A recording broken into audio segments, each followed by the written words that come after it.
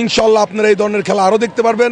আমাদের এই সামাজিক রাজনৈতিক প্রোগ্রামগুলো ব্যাপকভাবে প্রচারণা করেন, এর জন্য আপনি এবং আপনার চ্যানেলকে আমরা ধন্যবাদ জানাই। সেই সাথে আজকের যে এই যে কৃষকদের আয়োজনে আজকের এই যে ঘোড়া প্লাস এই হাড়িভাঙা আরও কিছু গ্রাম্য খেলা, আসলে এগুলা অত্যন্ত জনপ্রিয় খেলা এবং আসলেও মানুষের মানে মনের যে আগের যে খেলাগুলা, এই খেলাগুলা ক্রমেই ধীরে ধীরে হারিয়ে যাচ্ছে।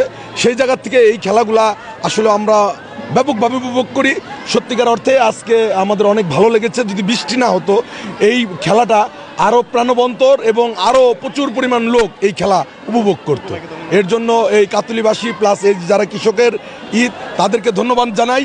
সেই সাথে আপনারা জানেন আজকের যে প্রধান অতিথি আমাদের টাঙ্গাইলের মামাটি মানুষের নেতা, কেন্দ্রীয় ছাত্র দলের সাবেক সভাপতি, কেন্দ্রীয় যুব দলের সাধারণ সম্পাদক, কেন্দ্রীয় যুব দলের সাবেক সভাপতি, কেন্দ্রীয় বিএনপির প্রচার সম্পাদক, এই টাঙ্গাইলের গর্ব, টাঙ্গাইলের অহংকার, টাঙ্গাইলের মামাটি মানুষের নেতা আলহাজ সুলতান সালাউদ্দিন টুকু ভাই, যিনি আগামীতে ধানের শীষ প্রতীক নিয়ে নির্বাচন করবেন, তারই ধারাবাহিকতা আজকে উনি এই মাঠে এই কৃষকদের আয়োজনের যে খেলাটা উনি অত্যন্ত সুন্দরভাবে উপভোগ করেছেন এবং হৃদয় থেকে উনি এটাকে সকলের প্রতি শ্রদ্ধা জানিয়েছেন। তো ইনশাআল্লাহ আপনারা এই ধরনের খেলা আরও দেখতে পারবেন ক্রমেই।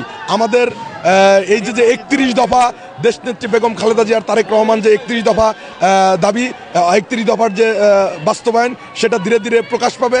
এই 31 দফা যখন বাস্তবায়ন ঘটবে তখন দেখবেন বাংলাদেশের গ্রাম শহর গ্রাম যে ঐতিহ্য যে খেলাধুলা আছে, আরও সাংস্কৃতিক জিনিসগুলো আছে, সেগুলো ধীরে ধীরে প্রকাশ পাবে।